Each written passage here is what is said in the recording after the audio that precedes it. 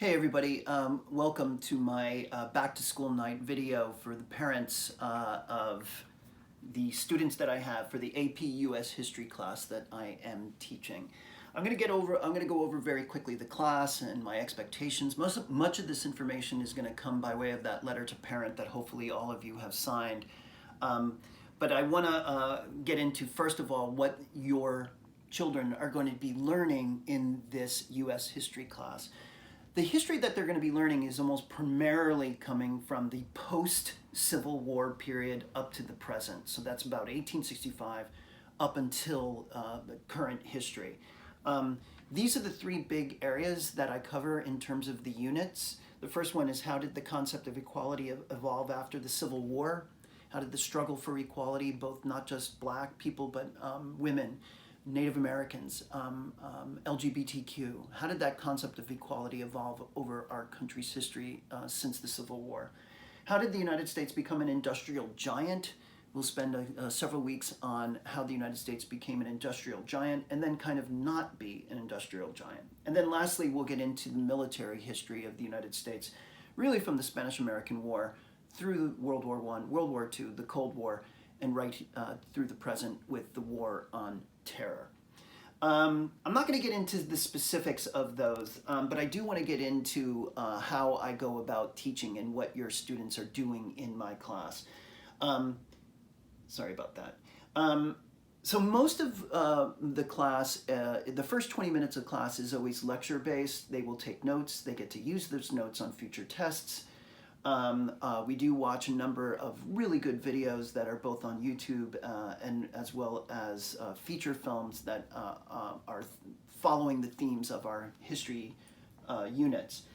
We'll do a lot of reading and we'll do a lot of writing. That's one of my primary goals, is for your children to come out of this class much better readers, much better writers. So we do that literally every single day. From a student-created point, we do a lot of current event work. We do some political cartoon analysis. I'm not a big homework person,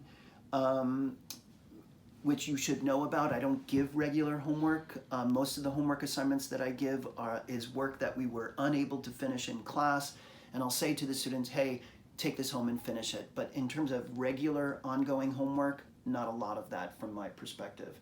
We get into some presentations. They will write one major paper that is typically anywhere between 4 to 5 pages in length.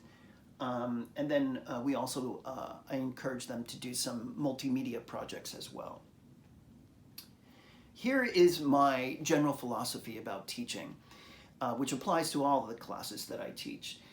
If your child comes to school every day prepared to work hard, this is something that they will carry over into their adult life. So that is my expectation with them. By the way, all of these slides that I'm showing you is material that the students have seen themselves.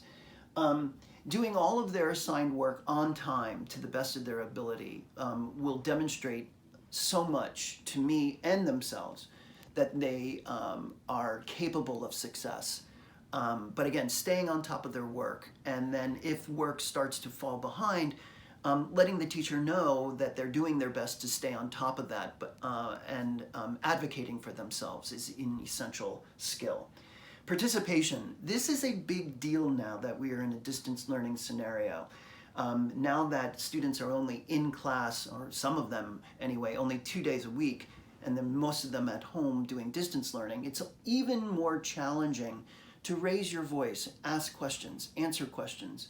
So those students that do that will always earn the benefit of the doubt in my mind. And then what I mean by that is that if students are engaged, if they participate, and they're hanging on a B or an A, and the math tells me that they should get a B, I will give them the A if they really demonstrated participative effort.